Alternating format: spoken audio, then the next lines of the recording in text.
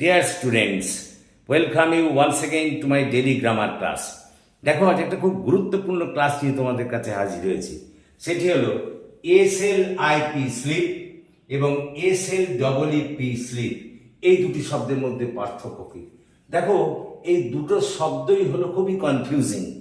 দুটো শব্দেরই উচ্চারণ এক, কিন্তু তাদের অর্থগত দিক দিয়ে একটা পার্থক্য আছে।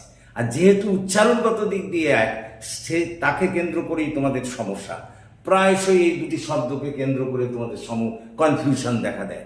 আজকের পর থেকে আর কোনো কনফিউশন দেখা দেবে না।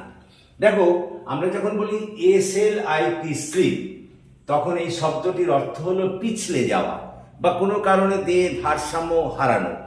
যেমন এটি একটা ভাব, কিন্তু যেমন মনে করো আমি লিখেছি এখানে I slipped on the muddy road, আমি ওই কর্দমাক্ত পথে পিছলে গিয়েছিলাম।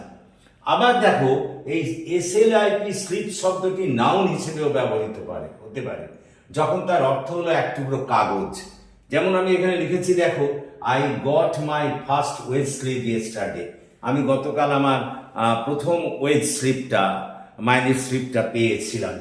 এটা কিন্তু এখানে দেখো এই যে স্লিপ, এটা এখানে নাউন হিসেবে ব্যবহৃত হয়েছে। আবার SLEEP স্লিপ, এই শব্দটার অর্থ হলো ঘুমানো। এটার অর্থ হলো কিন্তু এটার অর্থ হলো ঘুমানো, এটা একটা ভার্ব। যেমন মনে করো আমি এখানে লিখেছি এভরিওয়ান স্লিপস অ্যাট নাইট, প্রত্যেকেই রাত্রিবেলা ঘুমোন। এখানে দেখো SLEEP স্লিপ কিন্তু ভার্ব হিসেবে ব্যবহৃত হয়েছে। তো আশা করি তোমরা বুঝতে পেরেছ, এরপর থেকে আর কোনো অসুবিধা হবে না।